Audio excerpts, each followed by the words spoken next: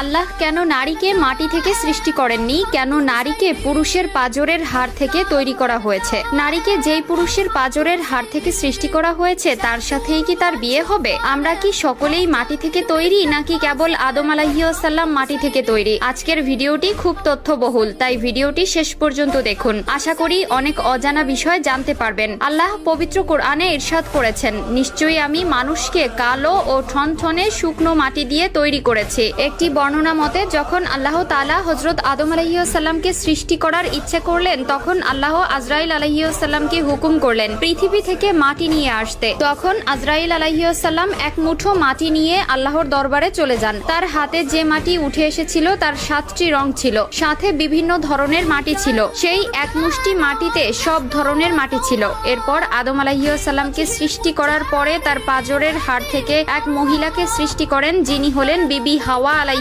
সালাম। বিবি হাওয়া দুনিয়াতে আগমনকারী প্রথম নারী ছিলেন। হযরত আবু হুরায়রা রাদিয়াল্লাহু তাআলা আনহু হতে বর্ণিত, মহানবী সাল্লাল্লাহু আলাইহি ওয়াসাল্লাম বলেছেন, যে ব্যক্তি আল্লাহ ও আখিরাতের প্রতি বিশ্বাস রাখে সে যেন তার প্রতিবেশীকে কষ্ট না দেয় এবং নারীর সাথে সৎ ব্যবহার করে। নারীদের সাথে তোমরা খারাপ আচরণ করো না, কেননা নারীদেরকে পুরুষের পাঁজরের বাঁকা হাড় থেকে সৃষ্টি করা হয়েছে। পাঁজরের সবচেয়ে বাঁকা হাড় হচ্ছে উপরের অংশ।